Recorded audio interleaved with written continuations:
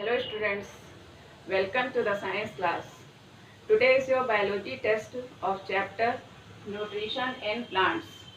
So let's revise some important topics of this chapter one by one. First, what is nutrition? Nutrition is the mode of taking food by an organism and its utilization by the body is known as nutrition. There are two modes of nutrition, autotrophic mode of nutrition and heterotrophic nutrition. Autotrophic nutrition, in which an organism prepare their own food themselves. This mode of nutrition is autotrophic nutrition, and the organism which prepare their food by this process is known as autotrophs. So all green plants prepare their own food by the process of photosynthesis. So all green plants are autotrophs.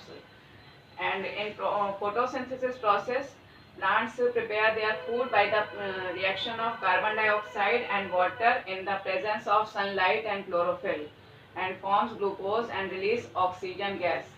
Carbon dioxide gas used in the process of photosynthesis process, and oxygen is released in this process.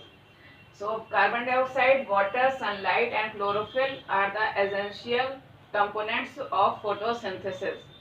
If one of them is absent, suppose carbon dioxide, water and sunlight are present, but, and chlorophyll is absent, so photosynthesis process will not occur. So if one of them is absent, photosynthesis process will not occur. So end product of photosynthesis is glucose and oxygen. Other mode of nutrition is heterotrophic mode of nutrition. When plants, when an organism depend on others for their food, this mode of nutrition is known as heterotrophic mode of nutrition. And the organism which depend on others for their food are known as heterotrophs. There are different types of heterotrophs: parasites, which take their food from others, and they depend on living organisms. Amarbale is an example of parasites. Amarbale is also known as Cuscuta. Saprophytes, which take their nutrition from dead and decaying matter, and one example of saprophytes is fungi. Saprophytes is also known as saprotrophs.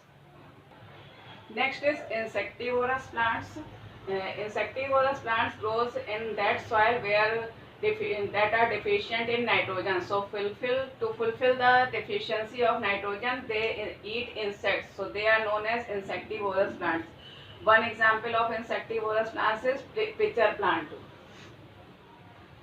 They eat insects and fulfill the deficiency of nitrogen.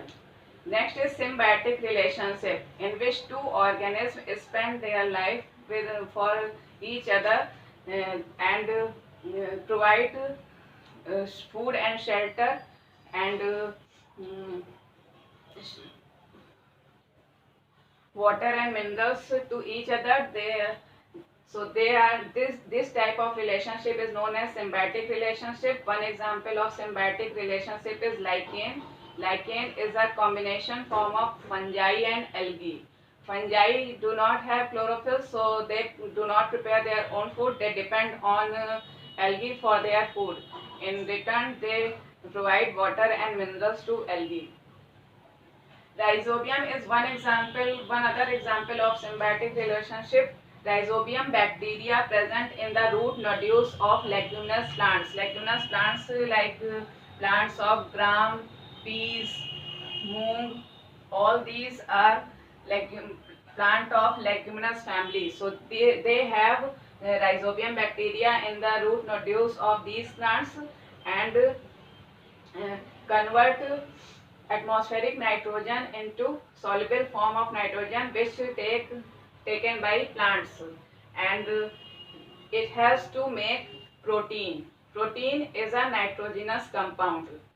Like plants prepare food, and this food is stored in the form of starch. Starch is a type of carbohydrate which contains carbon. C is the symbol of carbon, H is the symbol of hydrogen, O is the symbol of oxygen. C12H22O11 is the formula of starch.